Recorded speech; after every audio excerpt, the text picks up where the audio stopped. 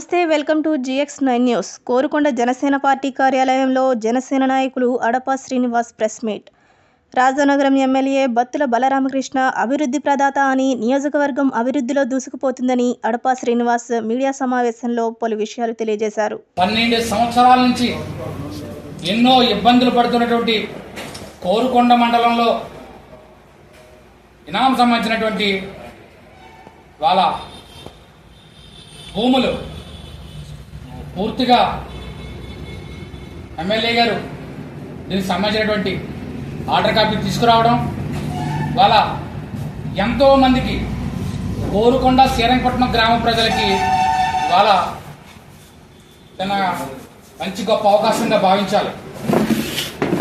12 సంవత్సరాల నుంచి ఎప్పటికీ ఏ ప్రభుత్వం ఎంతమంది నాయకులు వచ్చినా నెరవేర్చలేని కళని ఇవాళ మా ఎమ్మెల్యే బలరామకృష్ణ గారు అసెంబ్లీలో మాట్లాడడం మేమంతమంది, అలాగే చంద్రబాబు నాయుడు గారిని, పవన్ కళ్యాణ్ గారిని, ఎన్నుమడి సంబంధించిన మినిస్టర్ని కలిసి ఖచ్చితంగా ఈ కోరుకొండ గ్రామ ప్రజలకి, శ్రీరంగపట్నం ప్రజలకి న్యాయం చేయని ఉద్దేశంతో అలుపెరగని పోరాటం చేసి కలిసి అందరినీ కూడా ఇవాళ అన్ని కోరుకొండ 2 గ్రామాల ప్రజల్ని కూడా ఆదుకున్నారు. ఎన్నో రోజుల నుంచి రిజిస్ట్రేషన్ లేక, పిల్లలకి చదివించుకోలేక, అలాగే పెళ్లిళ్ళు చేయడానికి ఇబ్బంది పడి ఎన్నో మానసిక బాధలు చాలా మంది చనిపోయిన ఇబ్బందులు ఉన్నాయి. అలాంటి రైతుల ఊరట 256 ఎకరాల నిషేధ భూముల నుంచి 22A నుంచి ఇవాళ తీసుకురావడం అనేది కూడా ఇవాళ ఎన్డీఏ కూటమిలో జనసేన బలరామకృష్ణ గారికి ఎంతో అభినందించే విషయం. మేము ఆ రైతులకు కూడా చాలా స్వాగతించి, రైతులు వచ్చి సన్మానం చేయడం కూడా మా జనసేన ఎమ్మెల్యేకి సంబంధించి చాలా సంతోషంగా భావిస్తున్నాం. అంతేకాకుండా రేపు రాబోయే రోజుల్లో ఇంకా దానికి సంబంధించినటువంటి 830 ఎకరాలు కూడా పూర్తిగా ఖచ్చితంగా దీన్ని కూడా ఒక 6 నెలల లోపే సమస్యను పరిష్కరించే దిశగా ఎండోమెంట్ కమిషనర్ కావచ్చు, అలాగే మినిస్టర్ని కావచ్చు, అలాగే సాక్షాత్తు చంద్రబాబు నాయుడు గారిని కూడా కలిసి ఖచ్చితంగా 830 ఎకరాలు కూడా మేము ప్రజలకి ఇబ్బందులు లేకుండా ఈ ప్రభుత్వం ఉండగానే కూడా ప్రాబ్లం సాల్వ్ చేస్తానని చెప్పేసి మా ఎమ్మెల్యే గారు అదే పనిలో తిరగడం కూడా చాలా సంతోషంగా భావించాలి.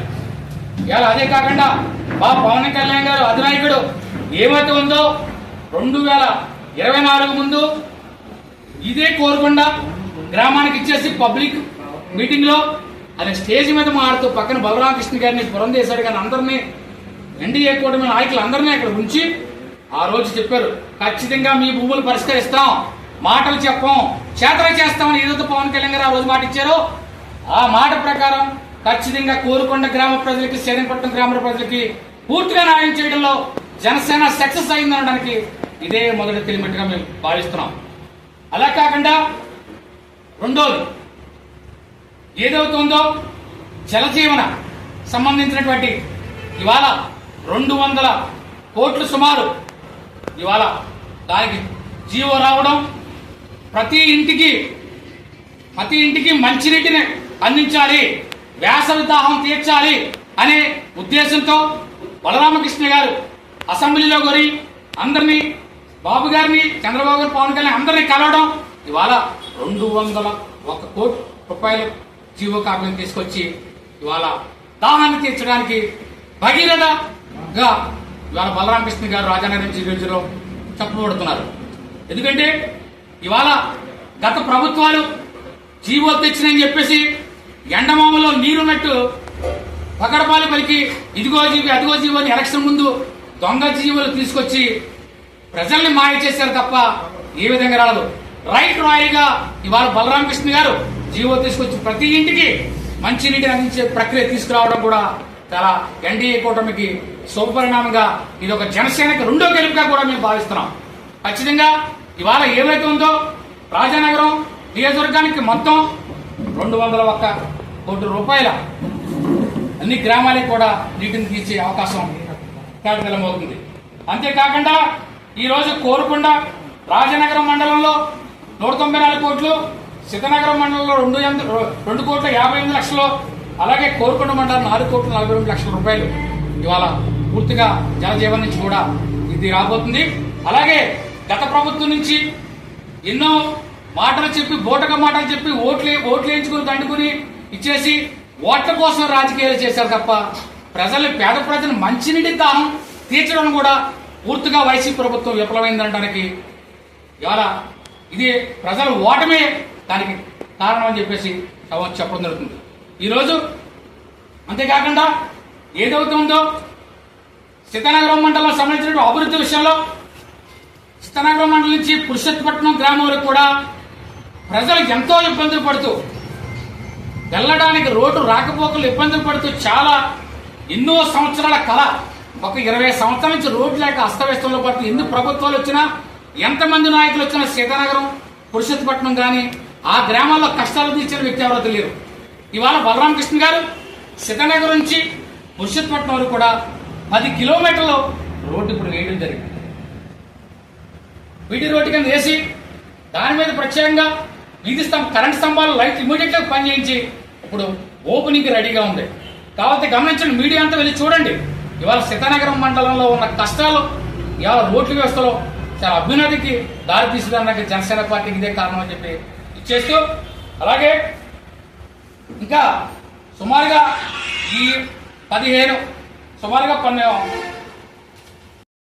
ఎంజీఎన్ఆర్ సంబంధించి కావచ్చు, రోడ్లు కావచ్చు, అలాగే ముక్కిళ్ళ అలాగే కోనవరం సంబంధించినటువంటి సీసీ రోడ్డు కావచ్చు, అలాగే మన రఘుదేవపురం నుంచి ముగ్గడ వరకు కూడా రోడ్లు వేసి వాళ్ళ పేద ప్రజలు అక్కడ ఉన్న ఇబ్బందులు పడుతున్నటువంటి అన్ని చూసి వాళ్ళ అభివృద్ధిని ముందుకు తీసుకుపోవడంలో వాళ్ళ రాజానగరం ఎమ్మెల్యే గారు వాళ్ళ ఇలా చేయడం చాలా శోభన పరిణామంగా భావించాలి.